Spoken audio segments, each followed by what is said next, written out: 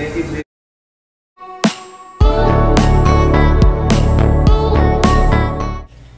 Bagong kasal, E.A. Guzman at Shaira Diaz muling binisita ang kanilang milk tea business. Ngayong kasal na sila, iba nga ang feeling. Inopen nga nila ang business na ito nitong March 2025 lamang.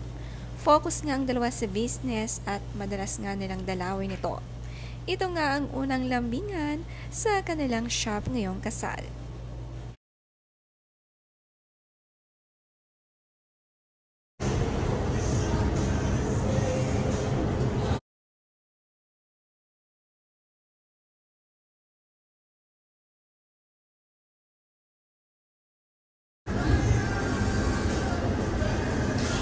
Thank you, Jay. Matatagpuan nga ang kanilang store sa BF Homes Parañaque. Nakakatuwa lang na ngayong kasal na sila, iba ang feeling pagbalik nila dito. More success nga sa dalawa na masipag sa kanilang mga trabaho. Ang pinangalan nga nila sa kanilang shop ay Baba Thai Tea. Ang tawagan nga nila mismo sa isa't isa ay Baba.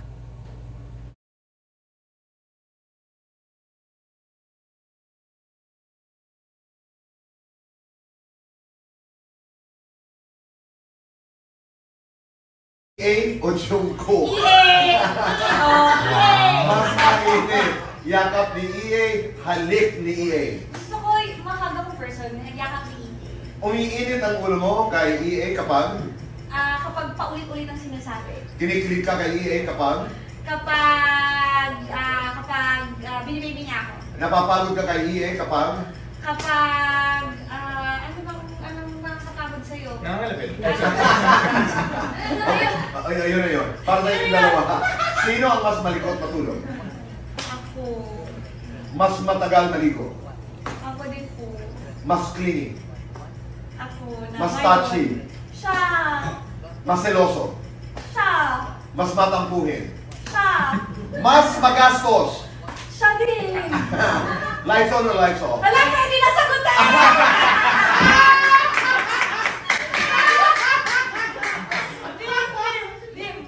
Madilim po. Sa tagal natin nag-uusap, hindi natin mag-uusap ito. Happiness or chocolate? Pwede na rin! Happiness! Best time for happiness?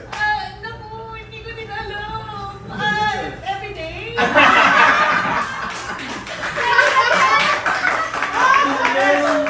Nakakatuwa rin naman ang interview sa kanila ni Tito Boy Abunda sa Fast Talk. Si Boy Abunda nga isa din sa ninong nila sa kasal at ngayong na-invite sa Fast Talk. Finally, pwede na raw sagutin ni Shaira ang mga tanong. Ang cute nga sumagot ni Shaira Diaz. Lalo na nga sa tatlong huling tanong, kitang-kita ang saya sa couple. At kada interview nga nila ay talagang sweet na sweet sa bawat isa. Thankful ang mag-asawa sa ninong Boy Abunda nila at binigyan ulit sila ng regalo nang matapos ang pa-challenge na pinagawa sa kanilang dalawa.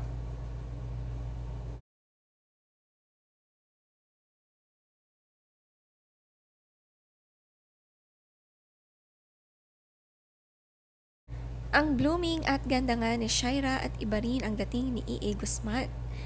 Paniguradong magiging maganda at pogi ang magiging baby nila dahil maganda ang mix nila.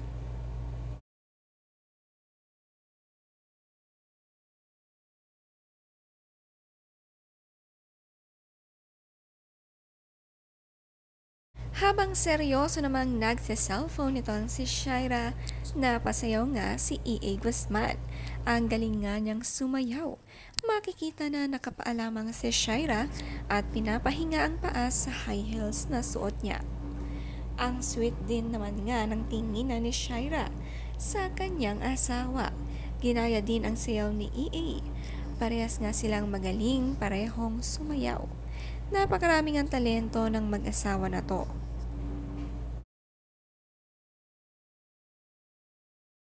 Parehas magaling kumanta, magaling sumayaw. Parehas ding marespeto sa isa't isa sina E.A. at Shaira, kaya naman bagay na bagay sila.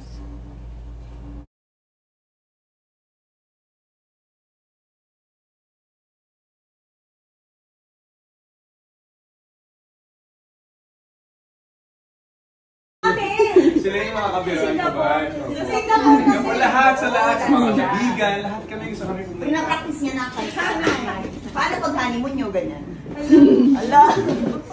Sabi ko magme-mephenamic, yung mga pain relief.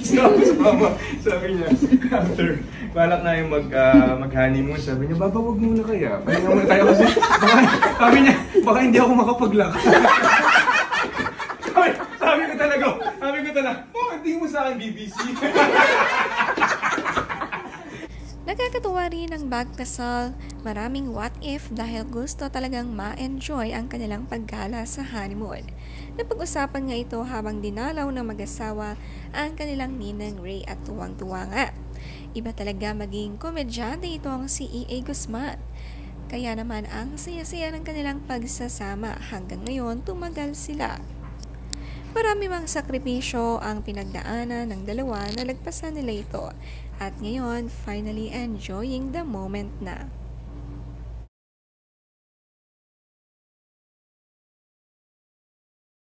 Di ba, sa totoo lang tayo, Bad? Saan ang totoo yun? Di ba?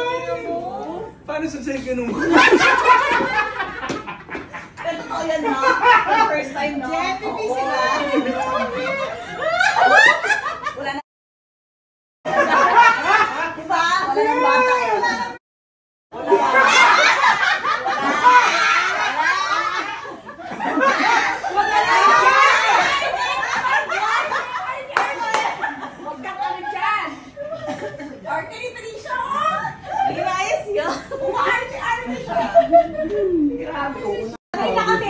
Sila yung mga kabiruan.